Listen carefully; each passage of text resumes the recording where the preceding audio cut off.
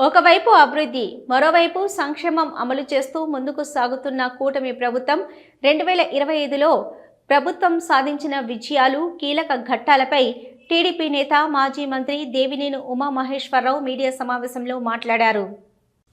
ఇవాళ ఈ 5 సంవత్సరాల విధ్వంస పరిపాలనలో రాష్ట్రం అన్ని విధాలా కూడా నష్టపోయి 10 లక్షల కోట్ల పైగా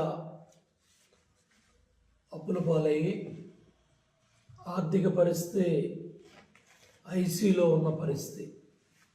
అటువంటి పరిస్థితుల్లో కూటమి ప్రభుత్వానికి ముఖ్యమంత్రిగా నారా చంద్రబాబు నాయుడు గారు, మరి కేంద్రంలో నరేంద్ర మోడీ గారి నాయకత్వంలో ఈ 19 నెలల్లో అన్ని రంగాల్లో కూడా కూటమి ప్రభుత్వం అభివృద్ధి, సంక్షేమం 2 కళ్ళగా అన్ని రంగాల్లో కూడా ముందుకు పరిగెడతా ఉంది.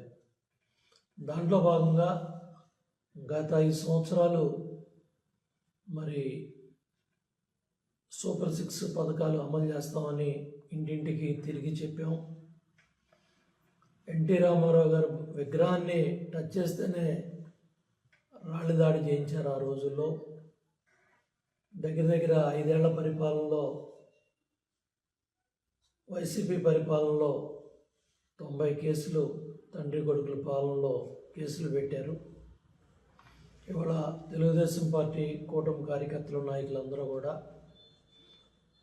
ఆ కేసులు అన్నీ కూడా తట్టుకొని ఇవాళ బ్రహ్మాండంగా 124 సీట్లతో అధికారంలోకి వచ్చి ఒక పక్కన అమరావతి పనులు పరిగెడతా ఉన్నాయి, రెండో పక్క పోలవరం పనులు పరిగెడతా ఉన్నాయి.